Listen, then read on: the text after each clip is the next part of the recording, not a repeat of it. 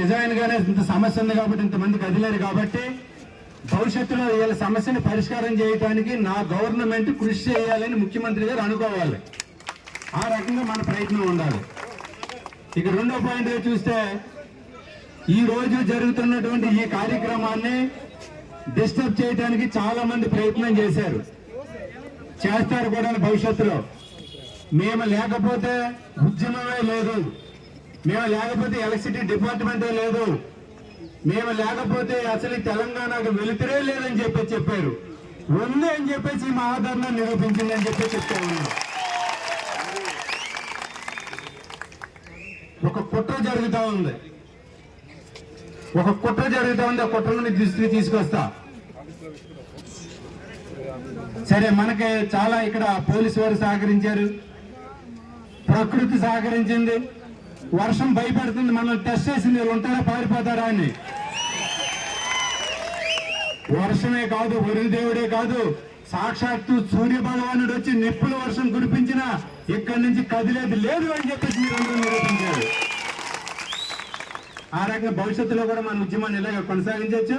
కలిసిపోవాల్సిన రావాల్సిన వాళ్ళు చాలా మంది ఉన్నారు, వాళ్ళు కూడా వస్తారు. ఈ రోజు రేపో ఎల్లుండో వాళ్ళందరినీ కూడా కలుపుకుంటాం.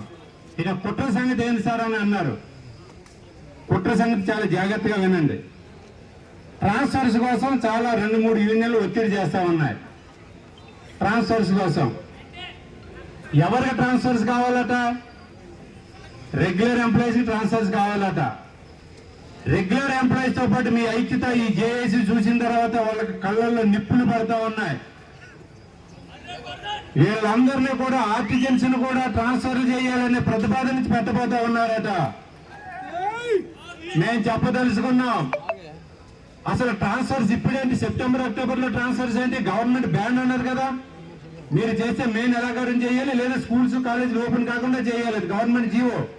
కానీ సెప్టెంబర్ అక్టోబర్ లో ట్రాన్స్ఫర్స్ ఏంటి? కాబట్టి ఎవరిని కూడా ట్రాన్స్ఫర్ చేసే రైట్ ఇప్పుడు గవర్నమెంట్ కి, ప్రభుత్వానికి, యాజమాన్యానికి లేదు. మా ఆర్టిజన్స్ కూడా ట్రాన్స్ఫర్ చేయడానికి లేదు. మీరు ట్రాన్స్ఫర్ చేయాలంటే కన్వర్షన్ చేయండి, అంతవరకు ట్రాన్స్ఫర్స్ అనే ముచ్చటే లేదు. దీనిని కూడా దృష్టిలో పెట్టుకోవాలని చెప్తా ఉన్నాం. ఇక చాలా మంది చాలా రకాలుగా మాట్లాడుతూ ఉన్నారు. వాళ్ళు ఎన్ని మాట్లాడినా ఈ జేఏసీ, టీవీఏసీ, జేఏసీ ముందు ఆ పప్పులు ఉడకవు అని చెప్పదలుచుకున్నాం.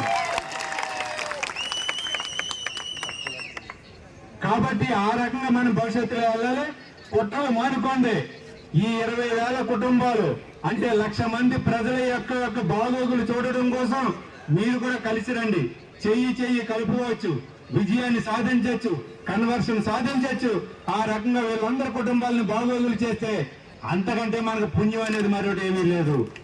దానిని కూడా దృష్టిలో పెట్టుకుని మీరందరూ కూడా రాబోయే రోజుల్లో జాయింట్ యాక్షన్ కమిటీ ఇచ్చే పిలుపుల్లో భాగస్వాములు కావాలి.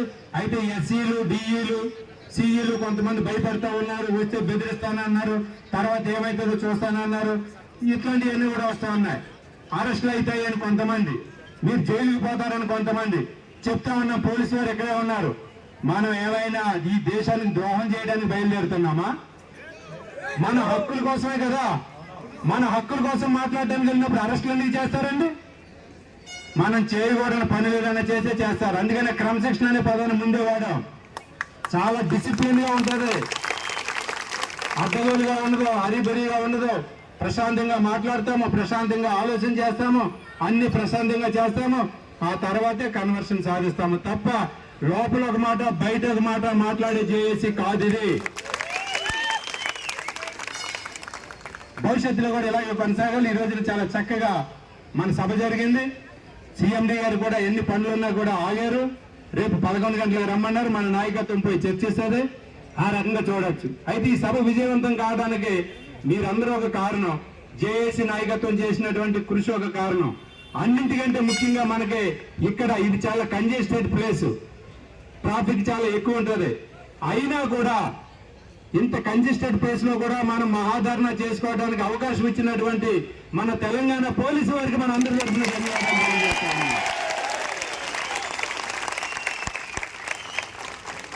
ధన్యవాదాలు తెలియజేస్తున్నాం అంటే మా పోరాటం విజయంతో అయ్యే వరకు పోలీసులు సహకరించాలనేది అర్థం. సహకరిస్తారు కూడాను. రాత్రి కూడా ఏసీపీ గారు మాట్లాడారు, ఖైరతాబాద్ సిఐ గారు మాట్లాడారు. డిసిప్లిన్ గా చేయాలి, చాలా ఇబ్బంది వస్తుందంటే చాలా క్రమశిక్షణ గా చేస్తామని హామీ ఇచ్చాను, నేనే హామీ ఇచ్చాను. ఆ రకమైన హామీ భవిష్యత్తులో కూడా ఉండాలని చెప్పి తెలియజేస్తూ, ఏవైనా ఇంత ఇబ్బందులు అట్లాగే మన మీడియా కూడా చాలా సహకరించారు. మీడియా వారికి కూడా మన జేఏసీ తరఫున ప్రత్యేకంగా ధన్యవాదాలు తెలియజేస్తా ఉన్నాను. ఎంతో కష్టపడి సుదూర ప్రాంతాల నుంచి కూడా రాత్రి బయలుదేరి వచ్చారు. ఇప్పటి వరకు తిండి తిప్పులు లేవు, నిద్రలు లేవు. ఆ రకంగా అందరికీ కూడా ఈ విజయవంతం చేసినటువంటి అందరికీ కూడా ధన్యవాదాలు తెలియజేస్తూ, భవిష్యత్తులో జరగబోయే పోరాటాల్లో మీరు మరింత ఉత్సాహంగా పాల్గొవాలని చెప్పి తెలియజేస్తూ, ఈ ఉత్సాహంతో అందరూ కూడా విజయవంతం చేసినటువంటి అందరికీ ధన్యవాదాలు తెలియజేస్తూ, అందరూ కూడా జాగ్రత్తగా సేఫ్టీగా ఇంటికి వెళ్ళాలని చెప్పేసి తెలియజేస్తూ ఈ మహాధర్నా ముగిసిందని చెప్పేసి ప్రకటిస్తా ఉన్నాము. విద్యుత్ ఆర్టీలను చేసి విద్యుత్ ఉద్యోగుల ఐక్యత, విద్యుత్ ఉద్యోగుల ఐక్యత, విద్యుత్ ఉద్యోగుల ఐక్యత. Conversion conversion conversion conversion conversion ఇవ్వాలి, కన్వర్షన్ కన్వర్షన్ కన్వర్షన్ విద్యుత్ ఆర్టికల్కి కన్వర్షన్, విద్యుత్ article conversion conversion. Thank you.